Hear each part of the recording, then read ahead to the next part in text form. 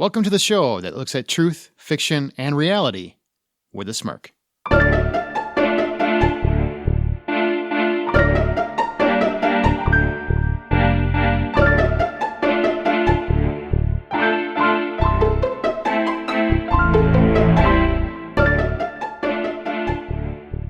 I'm Aaron Peterson. I'm Amanda Sink. And I'm Zach Parkerson. And welcome to Smirk. You know, each week, one of our hosts picks an original story or writes an original story, and then we use that as a springboard for spirited discussion on whatever the moral or theme of their story is. But we're not doing that this week.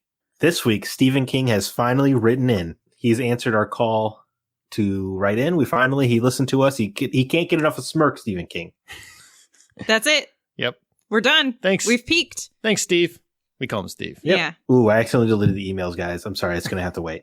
God damn it. That sounds about right. Yeah. Thanks, Zach. No, we're going to close the season out and do things a little different. We're going to do things a little different because basically we're going to take a break, a sabbatical, if you will. Peace out. Amanda is ready to be done. Amanda's ready to take a nap. Yeah.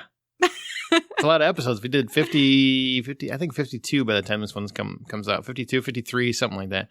And we're going to be gone until January 28th. So we'll be back on January 28th. Put it in your calendars. Don't unsubscribe. Keep subscribed. We will come back. I promise you. But in the meantime, we're going to close out 2018 with, each week we kind of bring up a topic. We write a short story and bring up a topic. So in closing out the season, we thought, we'll skip the story this week because it's Smirk. We can do whatever the hell we want, right? It's our podcast. Dang it. It is our show. Damn right. So we're gonna rock this a different way. Each one of us is going to mention what for them has been the biggest, the defining moment for them of 2018, whatever it is. Well, for society, not just for us, right? It can be you, society, whatever. For you, when you look at it, what is the thing that sticks in your craw as this was the defining theme of 2018? And then we'll talk about it. Who wants to go first? Who wants to crack this nut first? I'm feeling... Sounds dirty. It does sound dirty. Okay. I guess Who's cracking nuts? If you take it that way, you don't need to. Zach, are we cracking your nuts? Oh, yeah. All I have to do is hear your guys' voices. My nuts are cracked. This is very uncomfortable, and I already regret doing the podcast this way. This is what we're like at the end of the year, folks. We are off the rocker. Yeah. Off rails. I thought you were going to say off the chain, and I was going to be like, Nobody says that. Nobody says that. Nobody says lemon. What is it? Easy peasy. Lemon squeezy. Nobody freaking Ready, says Freddy. that. Oh my God. All of the things she is saying were very relevant in 1998. Or 1953. What's happening? Am I going first? What's going on? Yeah, go ahead. Great, because my thing is probably going to be so significantly less serious than you guys. And when I think of 2018, do you know what honestly comes to mind? Aaron, Amanda? Okay. Spider-Man. Oh. I'm all ears. No, for many, I would say until roughly like 2014. I guess whenever was Amazing Spider-Man 2, that was 2014? That sounds about right. Yeah. Okay. We'll say yes. Anyway, after that movie bombed and they brought it back to Marvel proper, I've been kind of disenfranchised with the character of Peter Parker, which is a shame because for many years, Peter Parker, Spider-Man, was the most important piece of fiction ever told in my life. But after that movie bombed and then Marvel kind of took the franchise over and the comics were truly, truly terrible and there was no real good cartoon show and the games were very good because Activision was just pumping out crap. But here in 2018, it's really been the year of Spider-Man because you've had the video game, which is one of the best interpretations of Spider-Man ever. You have Nick Spencer doing the comic book now and is rectifying the mistakes of the past decade, like finally pushing past Marvel's bizarre decision to not allow Peter Parker and Mary Jane to be together. Mm-hmm. Venom was a very fun movie. There's Spider-Verse, has come out and I don't know, man, it feels good. It feels, honestly, it's probably going to say how much stock I put into fiction, but I have felt happier as a person knowing that is a character I can visit now without getting angry about it. Because Spider-Man Homecoming, terrible movie. Yeah, I had a lot of issues with Spider-Man Homecoming. I didn't think it was terrible, but I definitely had some issues. There are parts of the third act that are incredible. Yeah. Not when he sees the reflection and it's freaking Tony Stark making it. Oh, yeah. Don't say those two words. I'm sorry. I'm triggered. Uncle Tony. Uncle Tony. Yeah. Good old Uncle Tony. That is your year. Yeah, it is your year. Yeah, that makes total sense to me. It could be viewed as silly, but it is very personal to me, I guess, how much I value that character and how important he has become again. And also, I mean, it was rather fortuitous. If anybody follows me outside of Smirk, they know that I write about games. And I got to go to E3, the big gaming convention, and it was so cool. And it felt, yeah, this is going to sound corny. It almost felt like fate. At the first year I went to E3, it had the first real attempt at telling a Spider-Man video game story. Which was an amazing game, by the way. It's like they made it for you. I think they did. They were like, Zach needs some joy in his life, so here's a platter of Spidey. Well, you know what's funny is like the game, not to go off into game talk, but the Spider-Man game, I'm an avid Spider-Man fan too, so that was a big deal for me. And I agree, the game nailed it when they haven't been able to do that very well in a long time. But it even deviates from the source material quite a bit, especially in the final act. But they did it right. You know, they kept in the same spirit. And that was what was missing in Homecoming, for my opinion, diehard Spider-Man fans. And the game rectified that. You know, it went a little bit off script, but it also did it for really, really solid reasons. You know what I mean? Am I wrong? Yeah, it took deviations from the established history, but it paid off in the end. You know, I mean, I cried at the end of that game. You know. Yes, you can cry in video games, people. It's okay. I tell stories now. Zach's allowed to cry at whatever he wants to. It was cool. I mean, for me, yeah, it is my favorite game ever now. So it was a big moment for me, an avid gamer. Wow. Wowza. Yeah. Like over Pac-Man? Yes, and Tetris. I know those are. I'm always talking about Pac-Man and Tetris. What about the Pong? Because that's a good one, right? No, you know what? The story was good in Pong until about the last half hour, but it really fell apart there at the end. So the voice acting was awful. Yeah, just bong, bong, repetitive. Dong, dong. Yes. So for 2018, for me, Spider-Man. That's sweet. What about you, Amanda? What symbolizes your 2018? What's your theme of the year? Well, moral. I would say mine is more broad. Mine is more for society. Well, that's good because you are abroad, huh? Wow. Mine is more for society in general. It's the year more than any other for social media. Everything has come back to social media. I feel like we're on social media more. I feel like this year, at least me personally, I spent more time on social media than I did years before, and I'm really regretting all of the time that I've spent on it. Regretting. I just feel like there's... Like if you had a DeLorean, you'd crank that bitch up to 88 and just go back and change it? Just not to waste so much time on it. There's plenty of times where I'm just spending time scrolling through social media and liking a tweet or liking a you status. You do like everything. Legitimately everything. I'm like, oh, that's funny. Or, oh, that made me smile, and so I like it. I'm like, every time I scroll through Facebook, and I don't do it nearly as often as you do, I guarantee you, Amanda's already liked it. Whatever I'm looking at, I'm like, how the hell did you already see it? People feel good when you like their stuff. Yeah. But I also feel like a lot of so we've had, and I don't want to get divulging into the content itself, but a lot of the presidency has revolved around his social media-ing, his tweets and his campaign. I haven't heard. No, not at all. What are you talking about? No one has told me in the past 5 minutes about his tweets. You're talking about Barack, right? Yeah, that's the one. That's the one. B-Rock? Yeah. Oh, B-Rock, man. You can't keep him off the Twitter. I call him OB. But even our news, we're getting from social media now. So everything just seems like Facebook is trying to do podcasting. Everything is coming into social media. And I feel like I thought about going with podcasting as the theme for 2018, because it seems like every single person in the entire universe has a podcast or is starting one. Even fictional characters are now getting podcasts. Yeah, Ron Burgundy's doing a podcast. Did you hear that? That's true. No, this is the greatest thing I've ever heard. Yeah, now we have to compete with that, in which we cannot because it's Ron Burgundy. Yeah.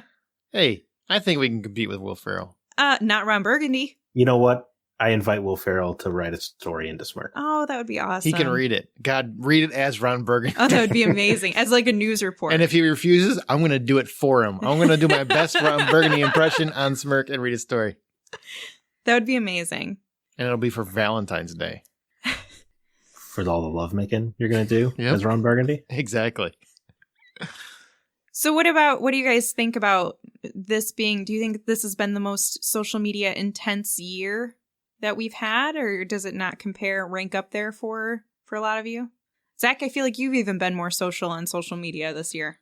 Mm-hmm. Yeah, I've definitely ramped up my Twitter presence. I'm still not on Facebook. I'll never be on Facebook, much to people I podcast with chagrin, but I refuse. I think for me, exploring social media has been mostly positive. It has been, I've put myself out there more. I've talked, had brief exchanges with creators I enjoy or something like that. It hasn't been entirely negative. It is also a complete dirt pile because, boy, do people want you to apologize for everything. And too often do people apologize for saying innocuous things. It's ridiculous in that regard, for sure. You were really upset about the James Gunn situation. For people that don't know, director James Gunn, he was on Guardians of the Galaxy. He was making Guardians of the Galaxy 3. He got kicked off. Disney fired him because of some 10-year-old tweets.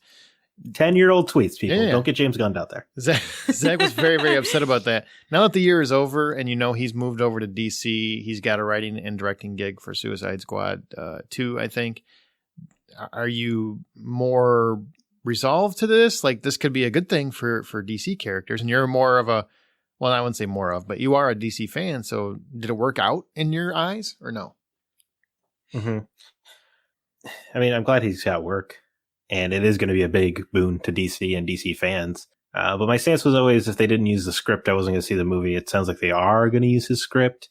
So it's good that he bounced back. It's still freaking preposterous. And also Marvel fired a writer on the Darth Vader comic because of Twitter comments, and when Roseanne got her show canceled. It's, I guess hers are kind of current. So never mind. I don't like that one either. I don't think that was necessary either, personally.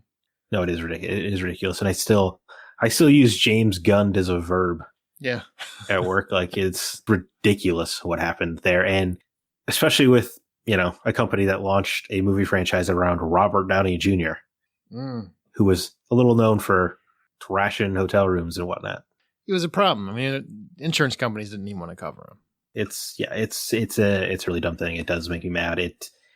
Companies are putting too much stock into social media. They're putting too much stock into what is undoubtedly a vocal minority. Oh my God. Amen. Right. I am sick to death. We're talking about social media, Amanda. Yep. Sick to death of opening what I think is going to be a news article, because I care about the frickin' world around me, or entertainment, or political figures, or what's going on in Syria, whatever it is. And you open it and it's an article that's not an article. It's just a collection of some other guy's tweets. They're random tweets. Listicles. No, not even. Well, a listicle of the tweets.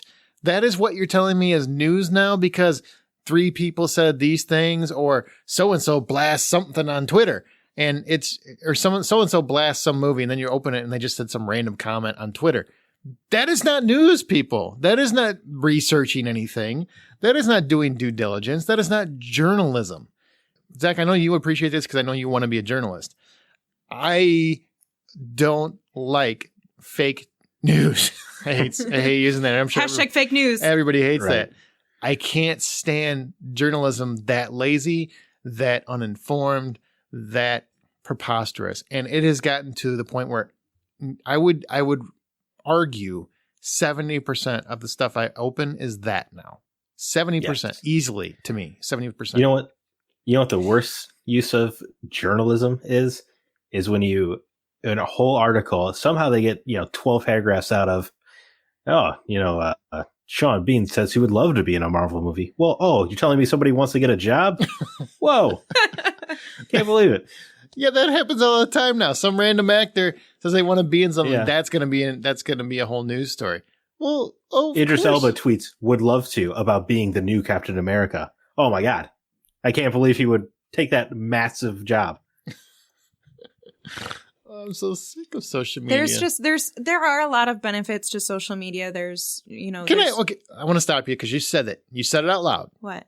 What are they? Oh, no. The positives? Name the actual benefits to social media besides marketing. Let's not use marketing because that's really like a self-benefit. What are the actual, because we always hear that. We all say that, there's positive benefits. So what are they? The first and foremost, which was the intention of social media, connecting with people that you care about. So we have that. Well said. Keeping informed on different properties that are coming out in entertainment, whether it be movies, video games, books, whatever those creators are making. Being able to connect on a personal level with those creators, those actors, people you idolize, podcasters, politicians, because people are now seeing they're using social media as their form of communication with people that look up to them. Mm-hmm. And that's them using it as a branding and marketing, good look to themselves.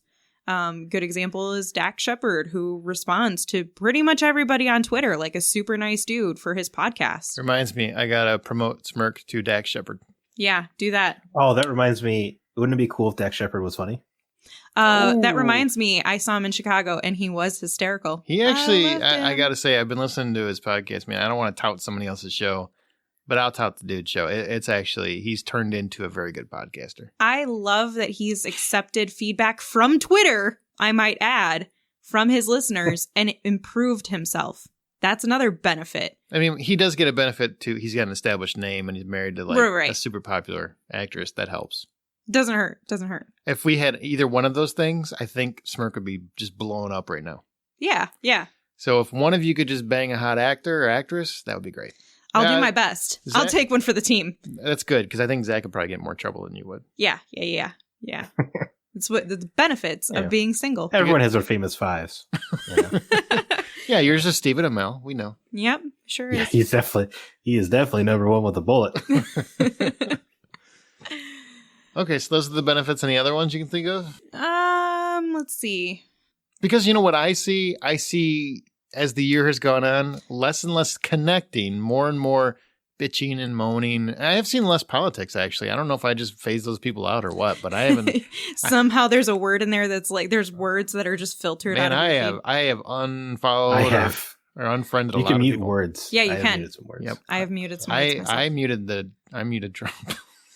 I'm not gonna lie. Just the word. Yeah, it's nothing against. I mean, I can make arguments for and against our current administration, so I'm not trashing. You're just like, I don't want to see anything about it. I'm tired of the stories. It's just to the point where, like, when every other thing is that, it's just like a trigger effect. You get blinded to it because you just get numb, and I just got tired of being numb. I don't want to be numb to something that impactful. I want to be able to be impacted, and that stuff was making me numb to it. The significant stuff. Yeah. Before I jump back into the positives, another negative. You know what I hate? Stop telling me how good a person you are. Stop that. Those are the worst tweets. What do you mean? When like people are like, treat others with respect. You're like, don't not have consent before you hook up with somebody, and then they get like 100,000 likes. You're like, what?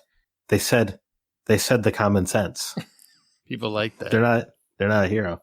But back to Amanda's point, it is a great way to stay in touch with creators, and you get to see that it kind of is a reminder that the people that you look up to are just people in the end. That's true. And it can endear them to you more. Like, there's a comic writer named Donnie Cates who is just a blast on Twitter, and it has definitely made me more prone to read almost anything he writes. So that's a positive. Excellent. You should also tweet Donnie Cates when this is over and say, hey, check out Smirk. Write a story. Write a story in a Smirk. Write a story in a Smirk. You're a writer. Yeah, you probably can't use Venom in this story, but you can. Absolutely. It's fiction, right? He's not real. We've also been able to use social media with the natural disasters where people can check in and mark that they're safe. You know what I see? People checking in that I wasn't even worried about. And then it just pops up and I'm like, well, good for you. I didn't even know you were in the area. I didn't know it was a thing. I feel bad. I don't know, but I remember this is true. This is a true story. There was a hurricane that went through Florida. I don't remember. It was one of the last ones that went around Florida. I don't remember which one it was, but I had a friend. You say friend, but when you get like over 300, are they really friends or just people you know? So I had a guy that was on my Facebook friend thing. You sound 48 years old right now. I sound about 108 years old right now. I sound like my dad. But this dude was in, the thing was hit in Florida, and he was in, where was he at? He was in Indiana. He's in Indiana. He had just checked in somewhere in Indiana, and then he clicked, I'm safe from hurricane whatever it was, because he's from Florida. I'm like, you don't get to do that. You don't get to ride this wave of emotion because you happen to be from the state of Florida. You jackass. I almost unfriended him over that. He is safe. He's very safe. He was so far safe, yeah. Well, maybe a lot of people didn't know he was in Indiana if they didn't see his previous He just status. checked in from someplace in Indiana, wherever the hell he was in Indiana. He had just done it. We get it. You're obviously not in the hurricane's path. The thing is not going to suddenly take a uptick north to target you. That was a bit crazy. That's funny. Well, anyway, it's still a positive, so you can see that people are safe. Yeah, that's cool. Sure. Social media, that's a good one. It's social media, good for both information and complete misinformation. Yeah. Yeah, there's in equal measure. But here's the so question. many people quote Twitter as factual. It's like, it's not science. Yes. Just go to the article, and it's almost always not. People don't care about science anyway, so it doesn't matter. True. Do you think that there are more benefits or like positives or negatives to social media? Like, what do you think outweighs the other? Potential or actual? Actual. Actual? No. Potential, No, yes. No what? Positives or negatives? I think actual is very negative. Potential is very positive. In the broad spectrum, it is negative. It is affecting too much. It is forcing weird social, it's forcing people to act certain ways or else they must apologize or lose their careers. In a personal sense, you can carve out a positive experience on social media, but it wields way the hell too much power. And honestly, I think it's getting to where it's unhealthy to a degrry. It's been unhealthy. It's very unhealthy. When people aren't connecting with the people in front of them anymore, and I know that sounds like an old guy thing. You old timer, but when you're sitting there in a room with people and everyone is on their phone. And I've been guilty of it, but everyone's on their phone and nobody's talking to each other. And that's a sad state. I also sort of wonder, though, before social media, a lot of us I shouldn't say a lot of us. Those of us who were sort of anxious people or nervous or a little bit like uncomfortable in social situations. Shy. Yeah, might have maybe fidgeted with your fingers or looked at something else or kind of like sidetracked your attention. Mm-hmm. So you weren't really with the people you were with because you were just like, I don't even really know you guys. This is really awkward. And I'm just gonna do something to keep my mind off of, my anxiety. I kind of feel like that's what people are using social media for more so than anything. It's not necessarily a connection to that internet and wanting to know what's going on. It's their way of fidgeting with their fingers. I don't know, man. Every time we say, let's get together, a big group of people, and we'll have a good time, half the group of however many people are on their phone. We're going to yeah. I don't mind people being on their phone so much as it devolves into everyone showing each other things that they just saw on the internet. Oh, God. You have to look at this Reddit post. Oh, my God. Or this one drives me nuts. Did you see what I just posted on Facebook? That's pretty ridiculous. Well, I was going to say, yeah, if it's like me and the wife hanging out, it's fine to just show each other things. But like when you're out and it's 8 people out for drinks and it's just there's one person on their phone who just keeps like, oh my God, have you guys seen this cat video? Yeah, kick them out of the group. That's what I say. Kick them out of the group. That's good advice. That's sage wisdom. From an old man. Yeah, well, I mean, I'm getting to the point where I used to not be bothered by it so much. Now I'm starting to take it as an insult. Like, hey, let's hang out, and then you don't pay any attention to me. Okay. Why are we hanging out? Mm-hmm. Stop asking me to go to the movie and then being on your phone. Wait a second. If you have friends who are going to the movies sitting on their phone, you need to get rid of those friends immediately. We all have friends where we watch Throw movies them in and the trash. I agree with you if you're in a theater. If you're at home, people do that all the time. They're on the phone. Yeah. Let's watch a movie, and then they play on their phone. And to me, it's like, get up and walk away. You're obviously not watching it. Because I know in 10 minutes you're going to ask me, wait, how did he get there? Oh, God. That drives me crazy.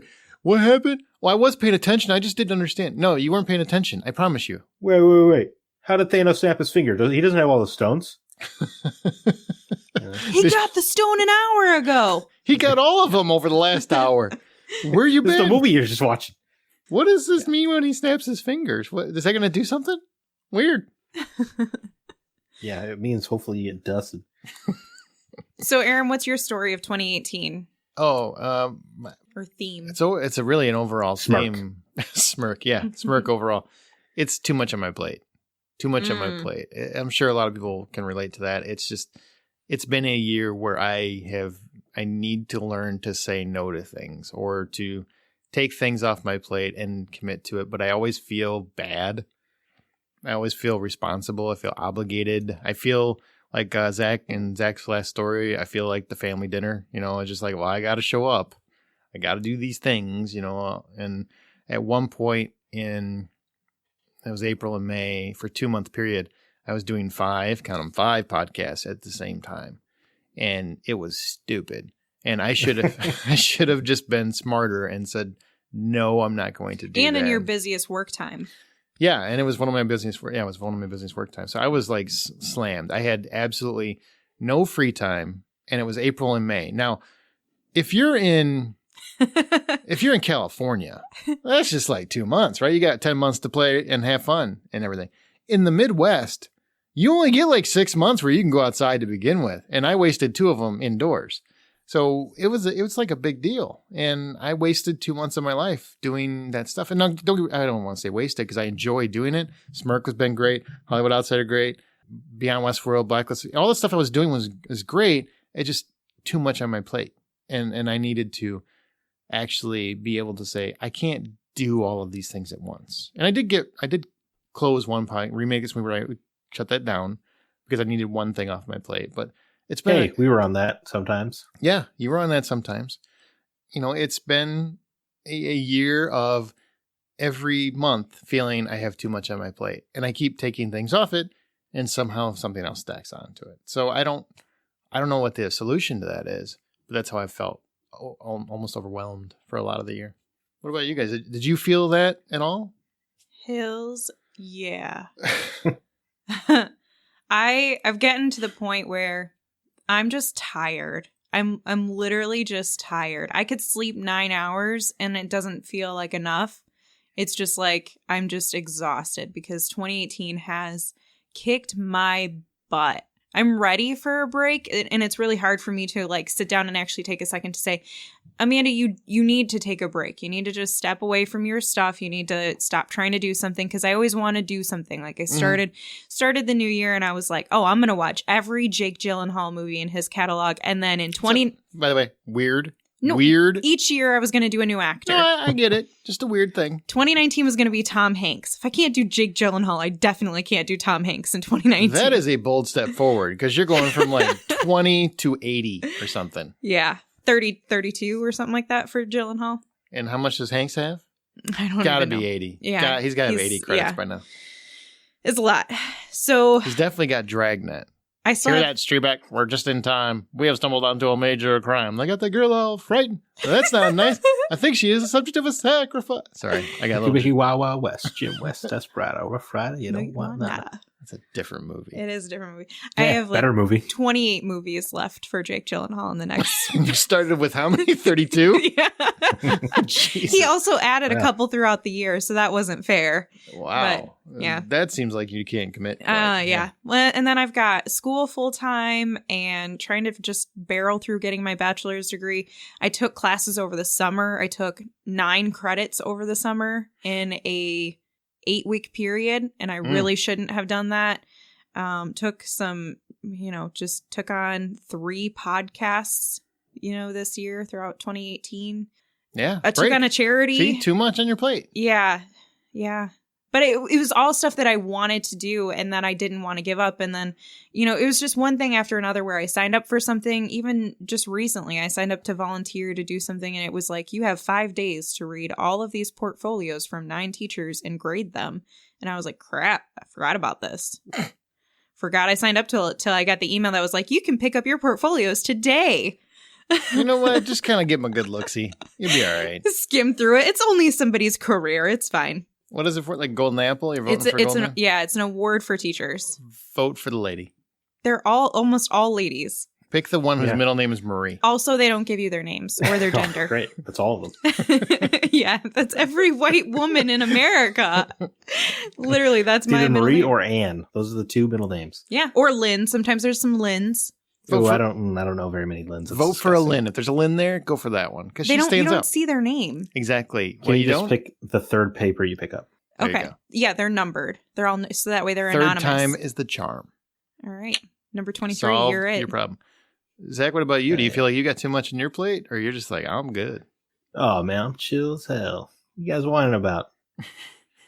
Everyone has too much on their plate. Yeah, I picked up a couple podcasts this year too. And You sure did. Yeah. I went to E3 because of it. Went to E3. That was cool. Doing a lot of.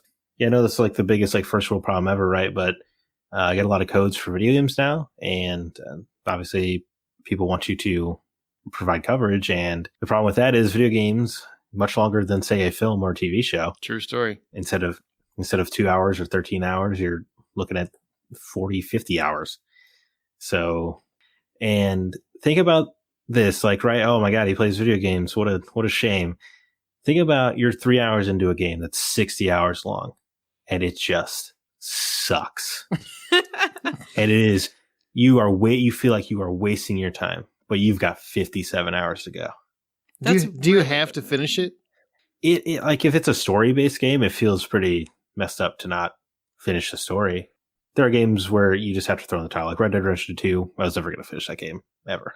But yeah, I don't know. I feel like I owe it to the people who put their blood, sweat, and tears into a product to see it all the way through, for sure. Wait. I could think of one game that I put 70 something hours into, and at the end I gave it like a 3.4. Oh my! That is God. a special kind of dedication that I could not have, because I'd be about 2.5 minutes in. Nope, done. This review is gonna suck. You suck. Period. Yeah, it's garbage. No, like, and I mean, I love it. I love writing about games. I love talking about games. E3 was incredible. I felt more like myself than I've ever felt in my entire life being there. That's cool. Aww. And just talking to people about games and kind of like smoozing my way into seeing stuff that maybe I wasn't supposed to see, or sneaking into the Smash Bros. Demo, which I definitely wasn't supposed to be at.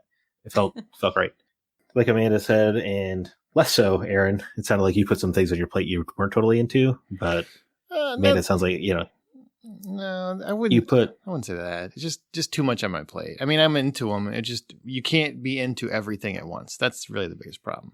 Yeah. You load up on all the good things, and then the plate is still heavy. It is. Like Blacklist Exposed. That was like an episode every week for a podcast for a show about the Blacklist, and I loved the show, and we've had a lot of great success with it. But at some point, you just with everything else, you're just like you get tired of talking about it, just like remaking it. I just got tired from having too much on my plate. So that's what this year has been.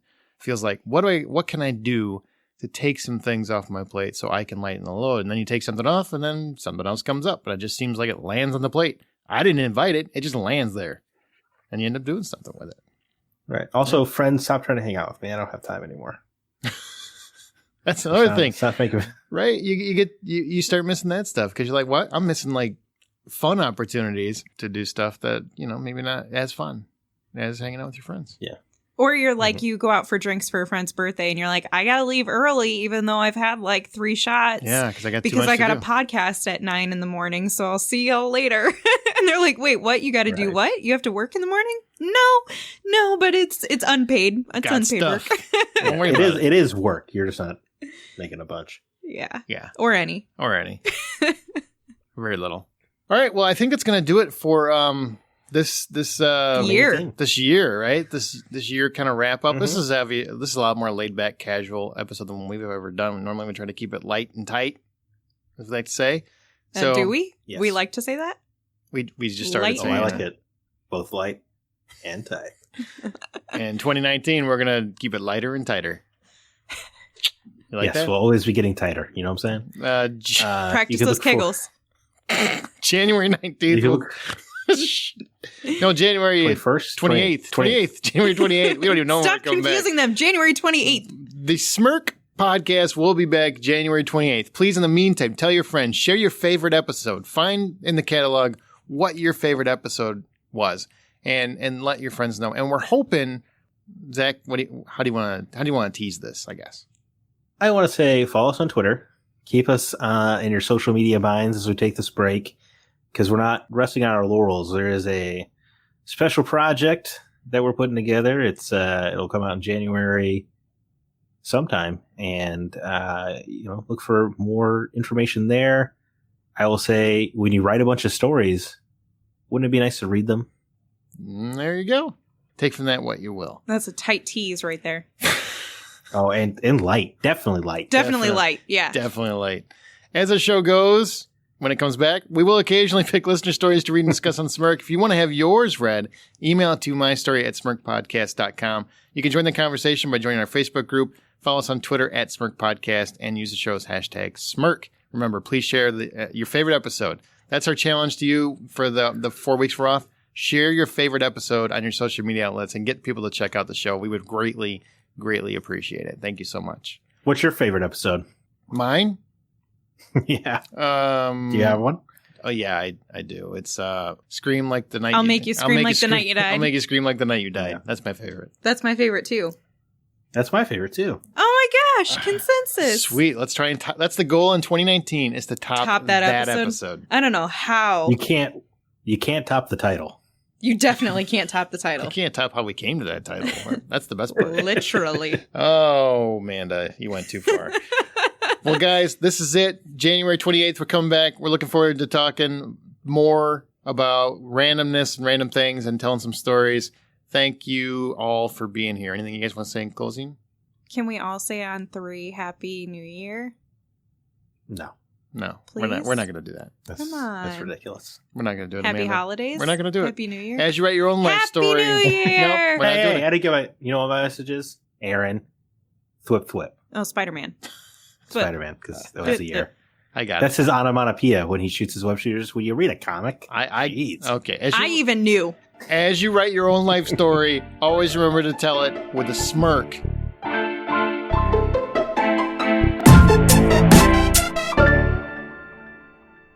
Happy New Year! We're not doing it. Happy. Happy We're not doing New it. Year. He was going to do it. Did you hear him? He started to do You it, know and then what? you told him we weren't doing Zach, it. Happy Come on. Valentine's Day. Come on, Zach. Let's do it for her. Come on. Let's do it. All right. One, 1, two, 2. 3. Happy New Year! He didn't even do it. You son of a bitch. You can't put me in a box. Please, come on, one time. Too late. We're done. Aww. Happy New Year. What the f***? You son of a bitch.